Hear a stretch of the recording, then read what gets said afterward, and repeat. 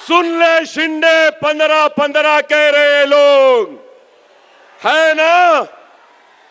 15 तारीख को 15 मिनट निकाल लो, मजलिस को और डालो। 15 मिनट निकाल लो, जमहूरियत को मजबूत करो। 15 मिनट निकाल लो, अपने कारपोरेटरों को मुंतखब करो। 15 तारीख को आसमान में सिर्फ पतंग पतंग पतंग पतंग रहेगी। इंशाअल्लाह जश्न मनाएंगे। नारे तकबीर, नारे तकबीर, नारे तकबीर।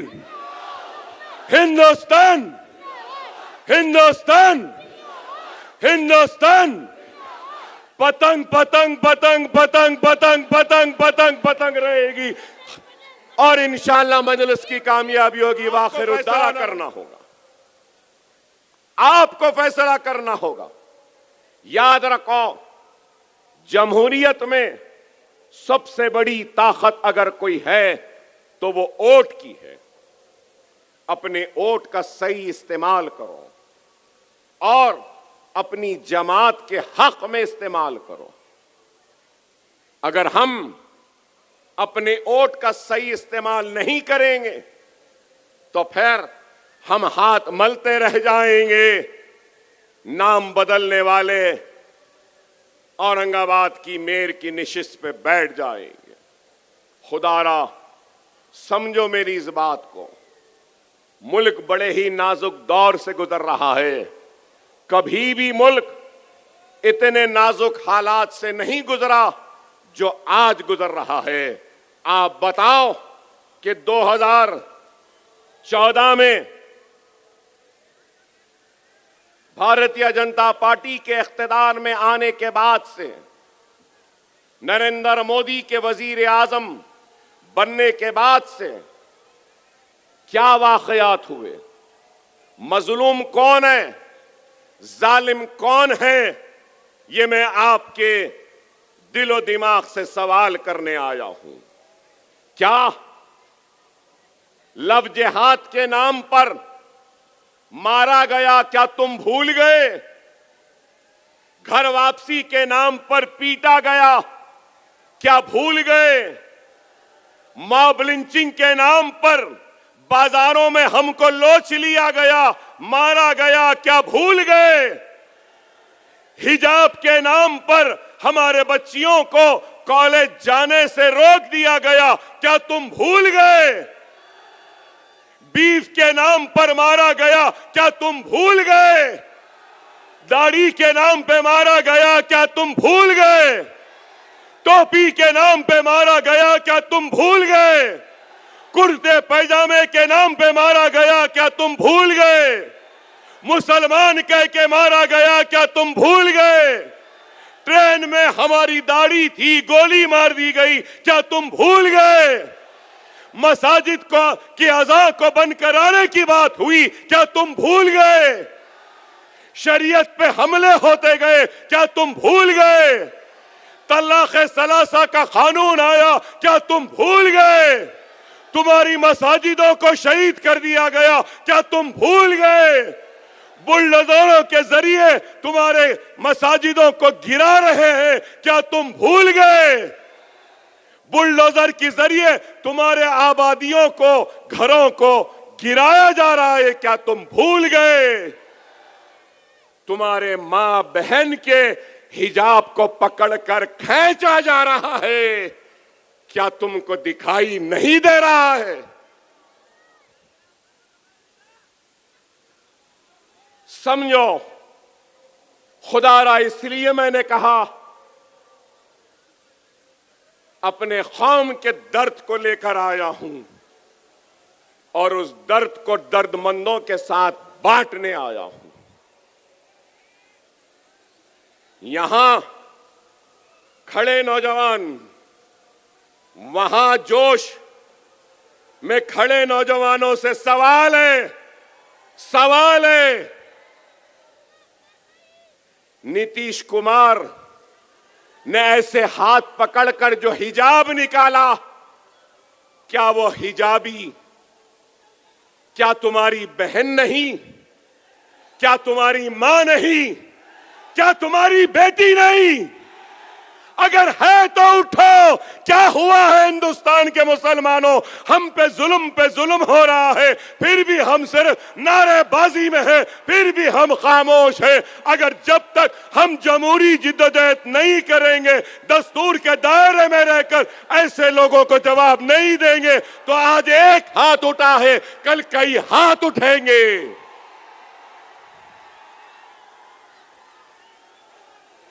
क्या वो तुम्हारी मां नहीं?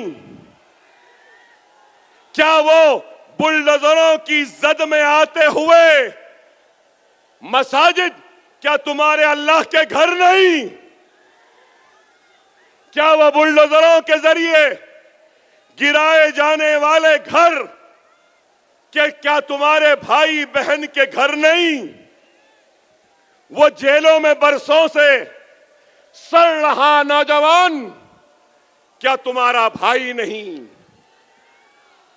सोचो, खुदारा समझो। अरे मैं दर्द लेकर आया हूं, एक फिक्र लेकर आया हूं। आखिर कब बेदार होगे? कब बेदार होगे? दुनिया का कानून होता है, जिस पे जुल्म होता है वो मजलूम कौम मुत्तहिद होती है। लेकिन बताओ, मसाजिदों की शहादत क्या तुम्हारे ऊपर जुल्म नहीं? शरीयत का मजाक क्या तुम्हारे ऊपर जुल्म नहीं? बुलडोजरों के जरिए तुम्हारे घरों को गिराना क्या जुल्म नहीं? बीफ के नाम पर मारना, पीटना, जान ले लेना क्या जुल्म नहीं? गुजरात के फिसाद में एक हिंदुस्तानी मुस्लिम औरत की इस्मत को लूटने वालों को रिहाई देना क्या ये नाइंसाफी नहीं? अरे जुल्म पे जुल्म हो रहा है, और जिस पे जुल्म हो रहा है वो मजलूम कौम मुत्तहिद होना नहीं चाहती। याद रख लो, याद रख लो, अल्लाह कुरान में इरशाद फरमा रहा है कि मैं उस वक्त तक बंदे की मदद नहीं करूंगा जब तक कि वो खुद अपनी मदद नहीं करता। खुदारा उठो, उठो। मैं तुमसे ये नहीं कह रहा हूं कि जाओ लड़ो, बाजारों में नारे लगाओ, नहीं कह रहा हूं। मैं तुमसे यही कह रहा हूं कि इन हालात को देखकर अपने इख्तिलाफात को दूर करो, अपने एक भाई को माफ करो, और अपने किसी भी वजह से अगर कोई मोमिन भाई अगर तुम्हारा दुश्मन बना है, तुम जिसको सलाम नहीं करते उसको सलाम करना शुरू कर दो। अगर किसी भाई से दूर है तो उसको करीब ला लो और एक हो जाओ। ये वक्त एक होने का है, ये वक्त करीब आने का है, एक दूसरे से दूर होने का वक्त नहीं है। समझो मेरे भाई, समझो, खुदारा समझो। दुश्मन पूरी तैयारी से आ रहा है तुमको तबाह करने के लिए, लेकिन तुम सिर्फ बेरा रवि की जिंदगी गुजार रहे हो, समझना नहीं चाहते। तुमको सिर्फ चाहिए तो क्या, इसको कुछ बोल दो, उसको कुछ बोल दो, ऐसे बोल दो, वाह वाह वाह, चीखते चिल्लाते। मैं कोई मदारी नहीं, मैं कोई मदारी नहीं, मैं कोई मस्खरा जोकर नहीं हूं। मैं तुम्हारा दर्द को महसूस करने वाला दर्दमंद रसूल अल्लाह का गुलाम हूं, जो रसूल अल्लाह के उम्मतियों के सामने आया है, फरियाद लेकर आया है। खुदारा समझो। अगर अभी भी नहीं समझोगे तो मिट जाओगे, तुम्हारी दास्तान तक ना रहेगी दास्तानों में। खुदारा समझो, समझो मेरी तड़प को, समझो मेरी आह को, समझो मेरे दर्द को। अरे मेरी आंख रो रही है, मेरी बहन मेरी बेटी के हिजाब को खींचा गया। अरे मेरा सीना फट रहा है कि मेरी मां मेरी बहन मेरे भाइयों ने जिस मेहनत से घर बनाया था वो घर तोड़ दिया गया। आप खड़े हैं, मैं खड़ा हूं, मौसम सर्द है, लेकिन क्या उन लोगों का आपको एहसास है जिनके घरों को बीजेपी के बुलडोजरों ने गिरा दिया? क्या उस तकलीफ का एहसास है? रसूलुल्लाह सल्लल्लाहु अलैहि वसल्लम की हदीस है कि वो मुसलमान जिसके सीने में दूसरे मुसलमान के दुख तकलीफ का एहसास नहीं, रसूलुल्लाह ने कहा वो मेरी उम्मत में से नहीं। तुम रसूलुल्लाह के उम्मती हो, तुम रसूलुल्लाह की उम्मती हो तो अपने सीने में दूसरे भाई के दर्द को महसूस करो, उम्मती होने का सबूत दो। खुदारा अगर हम आज भी नहीं उठेंगे तो फिर कभी भी नहीं उठेंगे। अगर आज मैं मॉब लिंचिंग की मजम्मत कर रहा हूं, बीफ बैन के नाम पर मारने पर मैं मजम्मत कर रहा हूं, तो मैं यहां खड़े होकर बांग्लादेश में भी सनातन धर्म को मानने वाले हिंदुओं को भी झाड़ों पे लटकाकर जो दरिंदे मार रहे हैं, मैं उसकी भी मजम्मत करता हूं, क्योंकि वो इंसानियत का कत्ल है। मॉब लिंचिंग भी इंसानियत का कत्ल है। बांग्लादेश में हिंदू भाई को मारना भी इंसानियत का कत्ल है। तो बेगुनाह फलस्तीनियों को मारना भी जुल्म है, इंसानियत के खिलाफ है। हम सबकी मजम्मत करते, हम सबकी मजम्मत करते, लेकिन आज आपको और हमको खुदारा मुनज़्ज़म होना होगा, मुत्तहिद होना होगा। अगर हम मुनज़्ज़म नहीं होंगे, मुत्तहिद नहीं होंगे, तो फिर हम और कमजोर पड़ जाएंगे।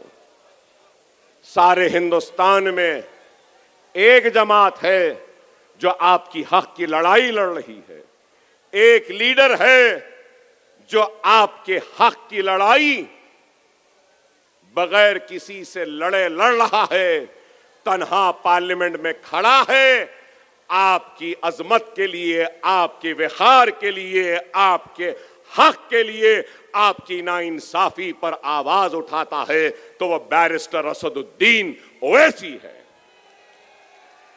खुदारा समझो, आज मुल्क का क्या हाल है। नरेंद्र मोदी साहब को इस मुल्क से कोई मोहब्बत नहीं, इस मुल्क की कोई फिक्र नहीं, इनको इस मुल्क की कोई परवाह नहीं। हिंदुस्तान की तारीख का सबसे नाकाम वजीर आजम का नाम अगर कुछ है तो वह नरेंद्र मोदी है।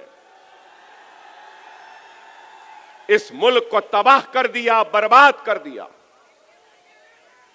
आपको याद होगा, यही नरेंद्र मोदी ने कहा था जब मनमोहन सिंह थे प्राइम मिनिस्टर, तो कहा था कि $1 70 रुपया हो गया।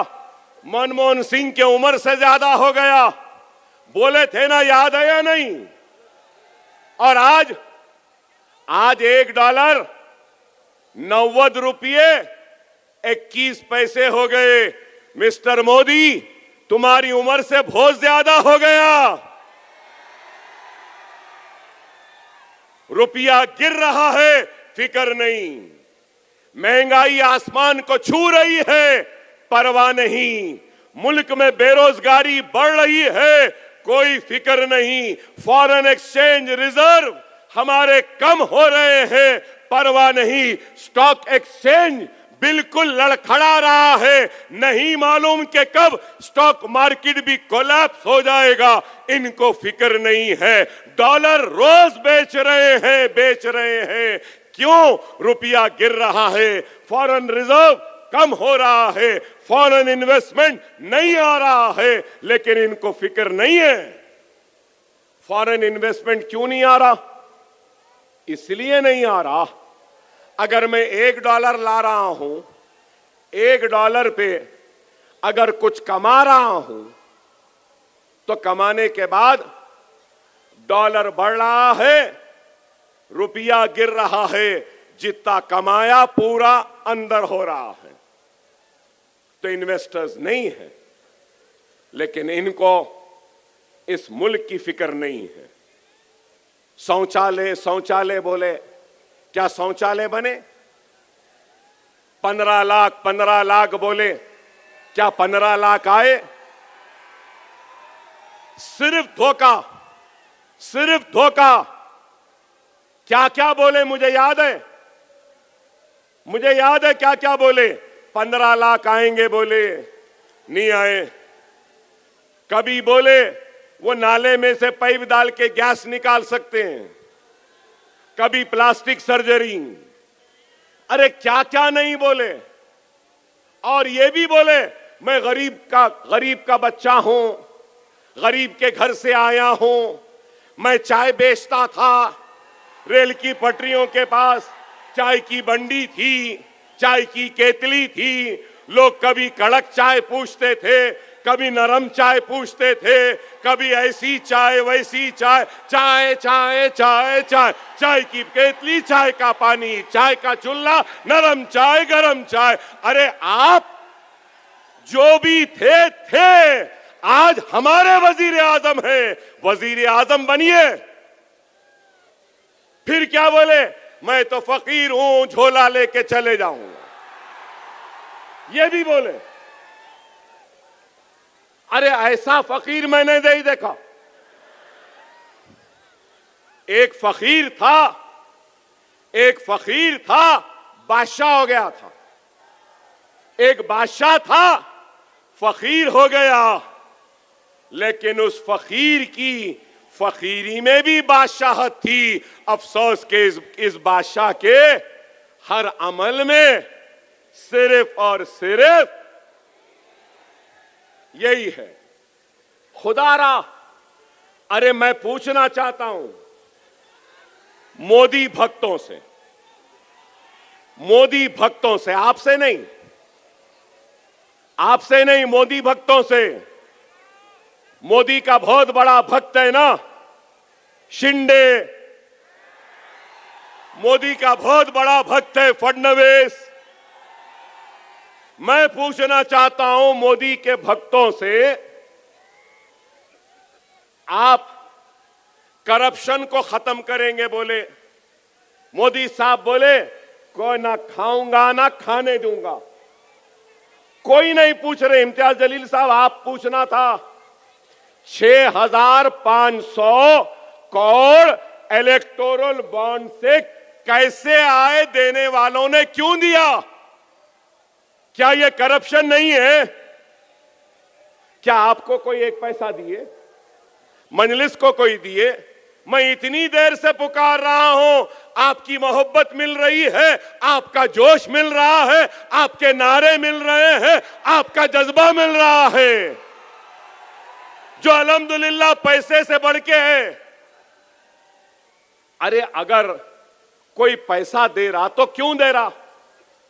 मोदी आप क्या दिए थे जो इलेक्टोरल बॉन्ड में आपको इतना पैसा मिला?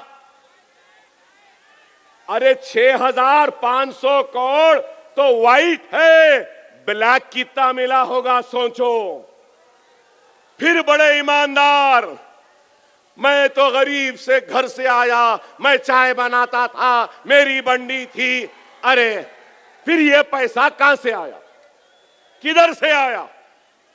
हर चीज में मिलावट, तेल में मिलावट, चावल में मिलावट, आटे में मिलावट, हर एक चीज में मिलावट थी। मैं तो पार्लियामेंट में नहीं था, इम्तियाज जलील साहब आप पार्लियामेंट में भी थे। क्या पार्लियामेंट में कोई कानून बनाया गया जिसमें यह कहा गया था कि पेट्रोल में एथेनॉल मिलाया गया? आप बोलो, इन्होंने पेट्रोल को भी नहीं छोड़ा। पहले पेट्रोल प्योर नहीं है, आपको भी मालूम, मुझे भी मालूम। पेट्रोल पंप वाले पहले मिला रहे थे और मोदी सरकार 15% एथेनॉल भी मिला दी। मतलब अब एथेनॉल में भी कितना पानी है, कितना एथेनॉल है, यह तो गडकरी साहब को ही मालूम, मुझे नहीं मालूम। गडकरी साहब को, क्योंकि उनके बेटे के पास वो जादू है इस वक्त एथेनॉल का। आप बताओ, ये मुल्क से मोहब्बत है, इलेक्टोरल बॉन्ड्स, एथेनॉल। हम बीफ नहीं खा सकते। फोन है ना, फोन है तो खोल के देख लो, इंटरनेट पे जाओ, सबसे ज्यादा बीफ एक्सपोर्ट कहां हो रहा है? हिंदुस्तान से जा रहा है। सारी दुनिया हिंदुस्तान का बीफ खा रही है, लेकिन हिंदुस्तानी बीफ नहीं खा सकता। बीफ है बोल के मारेंगे, बीफ है बोल के पीटेंगे, बीफ है बोल के लिंचिंग करेंगे, बीफ है बोल के लॉन्च देंगे, लेकिन सबसे ज्यादा बीफ हिंदुस्तान से बाहर जा रहा। क्या है? खुदारा, खुदारा, आप समझो इस बात को। मोदी भक्तों, गौ रक्षकों, ऐ गौ रक्षकों, बोलो मोदी को मीट एक्सपोर्ट्स को रोक दो। वो नहीं बोलेंगे, वो नहीं बोलेंगे। मुसलमान जा रहा, बकरे का गोश्त है तो बोलेंगे नहीं बीफ है, बीफ है कह के मारेंगे। अरे मेरे भाई, खुदारा समझो, आज हम जो बोलते हैं ना, कोई बोलने वाला नहीं है। अरे आज सब पार्टियां हैं, कांग्रेस है, एनसीपी है, शिवसेना है ना? शिवसेना टूट गई, टूट गई। एनसीपी टूट गई, ठाकरे टूट गए, टूट गए ना। अब पूना में शरद पवार, अजीत पवार मिल गए, मुंबई में राज ठाकरे, उद्धव ठाकरे मिल गए, सब मिल सकते हैं। तो मैं पूछना चाहता हूं, क्या कलमा को भाई नहीं मिल सकता?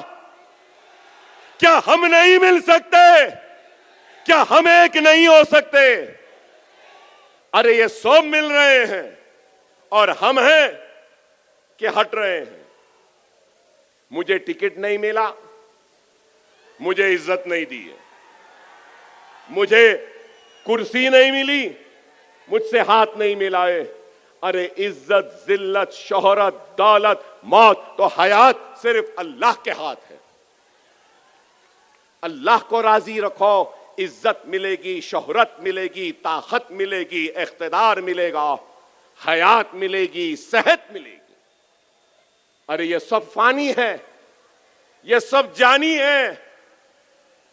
अरे जमाती जिंदगी में ईसार करना पड़ता है, कुर्बानी देनी पड़ती है। जमाती जिंदगी आसान नहीं होती। जमाती जिंदगी एक कांटों भरा लिबास है। लोगों को यह शेरवानी दिखती है, ये जमात की जिम्मेदारी, जमात की पहचान है।